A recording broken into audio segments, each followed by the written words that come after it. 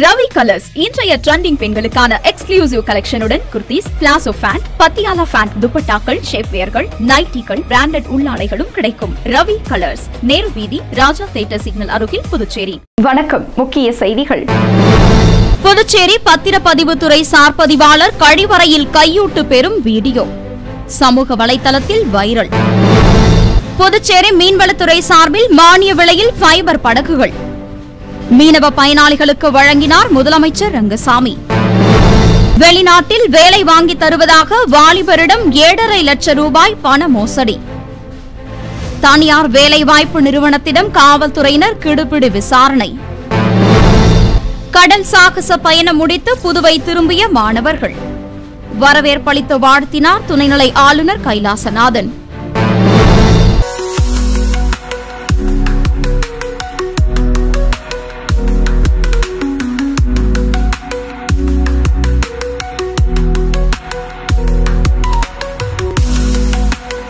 இனி விரிவான செய்திகள். புதுச்சேரி பத்திரப்பதிவு துறையில் சார் பதிவாளர் கையூட்டு பெறும் வீடியோ சமூக வலைதளங்களில் வைரலாகி பொதுமக்களிடையே பேசுபொருளாகியுள்ளது. புதுச்சேரியில் உள்ள பத்திரப்பதிவுத்துறை அலுவலக சார் பதிவாளர் சொத்து பத்திரத்தை பதிவு செய்ய 50,000 ரூபாய் கையூட்டு கேட்டதாக தருகிறது. இந்த தொகை அதிகமாக இருப்பதாக கூறி அந்த குடும்பத்தினர் பேரம் பேசியதால் இறுதியாக 20,000 ரூபாய் தர வேண்டும் என்று சார்பதிவாளர் கேட்டதாகவும் தருகிறது.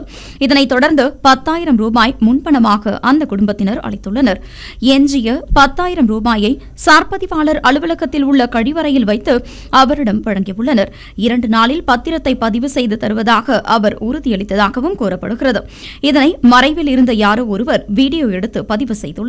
கடந்த 2024ஆம் ஆண்டு அக்டோபர் மாதம் 16ஆம் தேதி நடந்த இந்த சம்பவத்தின் வீடியோ தற்போது வைரலாகியுள்ளது. ஏற்கனவே புதுச்சேரி பத்திரப்பதிவுத்துறை மீது பல்வேறு குற்றச்சாட்டுகள் தொடர்ந்துள்ள நிலையில் அங்கு போலி பத்திரம், பதிவு புத்தகத்தை கிழித்து திருத்தம், அடுத்தவர் நிலத்தை பதிவு செய்வது என பல குற்றச்சாட்டுகள் தொடர்ந்து வருகிறது. இதற்கு அதிகாரிகள் உடந்தையாக இருப்பதாகவும் அரசியல் கட்சிகளும் பல்வேறு சமூக அமைப்புகளும் குற்றம் சாட்டி வந்த நிலையில் சார்பதிவாளர் லஞ்சம் வாங்கிய வீடியோ வெளியாகி பெரும் அதிர்ச்சியை ஏற்படுத்தியுள்ளது. இந்த சம்பவம் குறித்து மாவட்ட பதிவாளரும் மாவட்ட ஆட்சியரும் விசாரணை மேற்கொண்டு வருவதாகவும் தெரிவிக்கப்பட்டுள்ளது. புதுச்சேரி மீன்வளம் மற்றும் மீனவர் நலத்துறை சார்பில் மானிய விலையில் ஃபைபர் படகுகளை முதலமைச்சர் ரங்கசாமி மீனவ பயனாளிகளுக்கு வழங்கினார். புதுச்சேரி அரசு மீன்வளம் மற்றும் மீனவர் நலத்துறையானது ஒவ்வொரு வருடமும் மாநில அரசின் திட்டத்தின் கீழ் இயந்திரம் பொருத்தப்படாத ஃபைபர் கட்டுமரங்களை 50% மானிய விலையில் மீனவர்களுக்கு வழங்கி வருகிறது. அந்த வகையில் 2024-2025 நிதியாண்டிற்கு 6 பயனாளிகள் தேர்ந்தெடுக்கப்பட்டுள்ளனர். தற்போது இந்த திட்டத்துடன் கூடுதலாக 2024-2025 நிதியாண்டில் இருந்து மீனவர்களின் வேண்டுகோளுக்கு இணங்க இயந்திரம் பொருத்தக்கூடிய வகையில் உள்ள ஃபைபர் படகுகள் 50% மானிய விலையில் வழங்குவதற்கு புதுச்சேரியில் உள்ள 21 பயனாளிகள் தேர்ந்தெடுக்கப்பட்டுள்ளனர். இந்த திட்டத்தில் அலகு தொகையாக 1,50,000 ரூபாய், 50% பயனாளி பங்கு தொகை 75,000 ரூபாயுடன் அரசின் 50% பங்கு தொகை 75,000 சேர்த்து ஃபைபர் படகுகள் புதுச்சேரி மாநில மீனவர் கூட்டுறவு சம்மேளனத்தின் மூலம் கொள்முதல் செய்து வழங்கப்படுகிறது. இந்நிலையில் இந்த 2 திட்டங்களின் துவக்க விழா புதுச்சேரி கருவடிக்குப்பம் காமராஜர் மணிமண்டபத்தில் நடைபெற்றது. இந்நிகழ்ச்சியில் சிறப்பு அழைப்பாளராக புதுச்சேரி முதலமைச்சர் ரங்கசாமி கலந்து கொண்டு 27 பயனாளிகளுக்கு ஃபைபர் படகுகளை வழங்கினார். இந்நிகழ்ச்சியின் போது சட்டப்பேரவைத் தலைவர் செல்வம், மீன்வளத்துறை அமைச்சர் லட்சுமி நாராயணன், சட்டமன்ற உறுப்பினர்கள் பாஸ்கர், ஆறுமுகம், மீன்வளத்துறையின் செயலர் மணிகண்டன், மீன்வளத்துறை இயக்குநர் முகமது இஸ்மாயில், இணை இயக்குநர் தெய்வசிகாமணி மற்றும் மீன்வளத்துறை அதிகாரிகள், மீனவ கிராம பஞ்சாயத்து பொதுமக்கள் பலர் கலந்து கொண்டனர். வெளிநாட்டில் வேலை வாங்கி தருவதாக கூறி பல லட்சம் ரூபாய் மோசடியில் ஈடுபட்ட தனியார் வேலைவாய்ப்பு நிறுவனத்தின் மீது காவல்துறையினர் வழக்கு பதிவு செய்து விசாரணை மேற்கொண்டு வருகின்றனர். புதுச்சேரி முதலியார்பேட்டை திருவிக நகரை சேர்ந்த சார்லஸ் என்பவர் வெளிநாட்டு வேலை தொடர்பாக ஆன்லைனில் தேடிய போது புதுச்சேரி வெங்கடா நகர், ரெயின்போ நகர் பூங்கா அருகே உள்ள தனியார் வெளிநாட்டு வேலை நிறுவனத்தை தொடர்பு கொண்டுள்ளார். அந்த நிறுவனத்தின் மேலாண் இயக்குநர் விஸ்வ கார்த்திக், பொது மேலாளர் ஹேமா மாலினி, உரிமையாளர்கள் ஜெயா, அஸ்வதா ஆகியோர் கனடா நாட்டில் வேலை உள்ளதாக கூறியுள்ளனர். பின்னர் அந்த வேலைக்கான விசா செயலாக்க கட்டணமாக 7.5 லட்சம் ரூபாய் பெற்றுள்ளனர். வேலைக்கான அனுமதி கடிதம் கனடா நாட்டில் உள்ள நிறுவனத்தில் வழங்கப்படும் என சுற்றுலா சுற்றுலா விசா மூலம் சார்லஸை கனடாவிற்கு அனுப்பி வைத்தனர். கனடா சென்ற சார்லஸ் அந்த நிறுவனத்தை தேடிய போது அவர்கள் தெரிவித்த நிறுவனம் அங்கு இல்லை என்பதும் அவர்கள் தெரிவித்த நிறுவனம் போலியானது என்றும் தெரியவந்தது. பின்னர் புதுச்சேரி திரும்பிய சார்லஸ் கனடா நாட்டில் வேலை வாங்கி தருவதாக கூறி 7.5 லட்சம் ரூபாய் மோசடியில் ஈடுபட்ட தனியார் வெளிநாட்டு வேலைவாய்ப்பு நிறுவனத்தின் மீது பெரியகடை காவல் நிலையத்தில் புகார் அளித்தார். அதன் அடிப்படையில் நிறுவனத்தின் மேலாண் இயக்குநர், பொது மேலாளர் உள்ளிட்ட 4 பேர் மீது காவல்துறையினர் வழக்கு பதிவு செய்து விசாரணை மேற்கொண்டு வருகின்றனர். இந்த நிறுவனம் மேலும் பலரிடம் இதேபோல பணம் பெற்று மோசடியில் ஈடுபட்டிருக்கலாம் என காவல்துறையினருக்கு சந்தேகம் எழுந்துள்ளது. மேலும் இந்த சம்பவம் குறித்து காவல்துறையினர் தொடர்ந்து விசாரணை மேற்கொண்டு வருகின்றனர். பாய்மர படகில் கடல் சாகசம் செய்து புதுச்சேரி திரும்பிய மாணவர்களை துணைநிலை ஆளுநர் கைலாசநாதன் மகிழ்ச்சியோடு வரவேற்பு அளித்து வாழ்த்தி பாராட்டினார். புதுச்சேரியில் இருந்து காரைக்கால் சென்று திரும்பும் சாகர் சங்கரம் பாய்மர படகு கடல் சாகச பயண தொடக்க விழா கடந்த 11ஆம் தேதி தேங்காய்த்திட்டு மீன்பிடி துறைமுகத்தில் நடைபெற்றது. கடலூர் தேசிய மாணவர் கப்பல் படை பிரிவு, புதுச்சேரி தேசிய மாணவர் கப்பல் படை பிரிவு மாணவர்கள் இந்த பயணத்தை மேற்கொண்டனர். மாணவர்களின் கடல் சாகச பயணத்தை முதலமைச்சர் ரங்கசாமி கொடியசைத்து துவக்கி வைத்தார். இந்த பயணத்தை 25 மாணவிகள் உள்ளிட்ட 60 பேர் மேற்கொண்டனர். இந்த குழுவினருடன் 3 கப்பற்படை அதிகாரிகளும் 2 தேசிய மாணவர் படை இணை அலுவலர்களும் பங்கேற்றனர். பயணத்தில் 3 பாய்மர படகுகளில் மாணவர்கள் பயணித்தனர். கடல் சாகச பயண குழுவினர் 302 கிலோமீட்டர் தூரத்தை கடந்தனர். புதுச்சேரி தேங்காய்த்திட்டு மீன்பிடி துறைமுகத்தில் இருந்து புறப்பட்ட இந்த குழுவினர் கடலூர், பரங்கிப்பேட்டை, பூம்புகார் வழியாக காரைக்காலை அடைந்தனர். பின்னர் அங்கிருந்து புறப்பட்டு அதே வழியாக புதுச்சேரிக்கு திரும்பியுள்ளனர். அவர்களை துணைநிலை ஆளுநர் கைலாசநாதன் வரவேற்று வாழ்த்தினார். இந்நிகழ்ச்சியின் போது சட்டமன்ற உறுப்பினர் பாஸ்கர், மீன்வளத்துறை இயக்குநர் முகமது இஸ்மாயில், தேசிய மாணவர் படை அதிகாரிகள் பலர் கலந்து கொண்டனர். கவுன்சிலிங் முடியும் வரை தனியார் கல்லூரிகள் வகுப்புகளை தொடங்க அரசு தடை விதிக்க வேண்டும் என்று எதிர்க்கட்சித் தலைவர் சிவா வலியுறுத்தியுள்ளார். புதுச்சேரி மாநில திராவிட முன்னேற்றக் கழக அமைப்பாளரும் எதிர்க்கட்சித் தலைவருமான சிவா வெளியிட்டுள்ள அறிக்கையில், புதுச்சேரி கல்வி கேந்திரமாக மாறி வருவதாக துணைநிலை ஆளுநரும் முதலமைச்சரும் கூறி வருகின்றனர். ஆனால் மாணவர் சேர்க்கை கூட ஆண்டுதோறும் தாமதமாகவும் குளறுபடிகளுடன் நடக்கிறது என்று குற்றம் சாட்டியுள்ளார். சென்டாக் மூலம் அரசு இடஒதுக்கீட்டில் தேர்வாகும் மாணவர்கள் கல்லூரிகளுக்கு செல்வதற்குள் பாதி பாடங்கள் நடத்தி முடிக்கப்பட்டு விடுவதாகவும், இது திட்டமிட்டு தனியார் கல்லூரிகளிடம் கையூட்டு பெற்றுக் கொண்டு அங்கு மாணவர் சேர்க்கையை முதலில் முடிக்க வேண்டும் என்பதற்காகவே செய்யப்படுவதாகவும் தெரிவித்த அவர், இந்த சதி திட்டம் கலைக்கல்லூரி, பொறியியல் கல்லூரி, மருத்துவக் கல்லூரி, செவிலியர் கல்லூரி என வேறுபாடின்றி அனைத்து இடத்திலும் செய்யப்படுவதாகவும் சுட்டிக்காட்டியுள்ளார். மேலும் சென்டாக் மூலம் சேர்ந்த மாணவர்கள் கல்லூரியில் சேர்ந்தால் முன்பு நடத்திய பாடத்தை கற்றுத்தருவதும் இல்லை. இதனால் அவர்கள் பல்கலைக்கழக தேர்வில் பிரகாசிக்க முடியவில்லை என்று தெரிவித்த அவர், இது வாழ்க்கை முழுக்க மாணவர்களுக்கு பாதிப்பை ஏற்படுத்துவதாகவும் தெரிவித்துள்ளார். எனவே அரசானது சென்டாக் இறுதிக்கட்ட கவுன்சிலிங் முடியும் வரை 1ஆம் ஆண்டு மாணவர்களுக்கு வகுப்புகளை தொடங்கக்கூடாது என்று அனைத்து தனியார் கல்லூரிகளுக்கும் சுற்றறிக்கை அனுப்ப வேண்டும். இதனை மீறும் கல்லூரிகள் மீது ஒழுங்கு நடவடிக்கை எடுக்க வேண்டும் என்று தெரிவித்துள்ளார். காமராஜர் கல்வி உதவித்தொகையை மாணவர் சேர்க்கை ஆணை வழங்கும் போதே வழங்க வேண்டும் என்றும் எதிர்க்கட்சித் தலைவர் சிவா வலியுறுத்தியுள்ளார். தொழிலாளர்களுக்கு வழங்க வேண்டிய ஊதியம் உள்ளிட்ட நிலுவைத் தொகைகளை உடனடியாக வழங்க வேண்டும் என வலியுறுத்தி AFT முன்பு தர்ணா போராட்டம் நடைபெற்றது. புதுச்சேரியில் AFT ஆலை மூடப்பட்டு 5 ஆண்டுகள் ஆகியும் தொழிலாளர்களுக்கு இதுவரை வழங்க வேண்டிய போனஸ், ஊதியம் உள்ளிட்ட நிலுவைத் தொகைகள் வழங்கப்படவில்லை. இந்த தொகையை உடனடியாக வழங்க நடவடிக்கை எடுக்க வேண்டும். விருப்ப ஓய்வு பெற்ற 1205 தொழிலாளர்களுக்கு கிராஜுவிட்டி 5% வட்டி தொகையை வழங்க வேண்டும். லே ஆஃபை சரி செய்து முழு ஓய்வூதியம் பெற நடவடிக்கை எடுக்க வேண்டும் என்பன உள்ளிட்ட பல்வேறு கோரிக்கைகளை வலியுறுத்தி AFT பஞ்சாலை நுழைவாயில் முன்பு பஞ்சாலை தொழிற்சங்க, காங்கிரஸ், AFT தொழிலாளர்கள் தர்ணா போராட்டத்தில் ஈடுபட்டனர். போராட்டத்திற்கு தொழிற்சங்க, காங்கிரஸ், AFT தலைவர் பாலா தலைமை தாங்கினார். நாகரத்தினம், அசோக், கிருஷ்ணமூர்த்தி, சேகர் ஆகியோர் முன்னிலை வகிக்க மாநில தலைவர் குப்புசாமி கண்டன உரையாற்றினார்.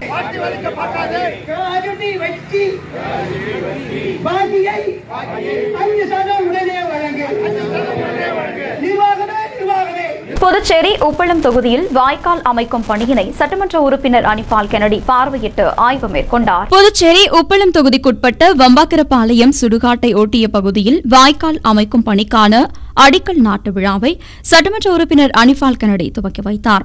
மேலும் அந்த பணிகளை பார்வையிட்டு ஆய்வு மேற்கொண்டார்.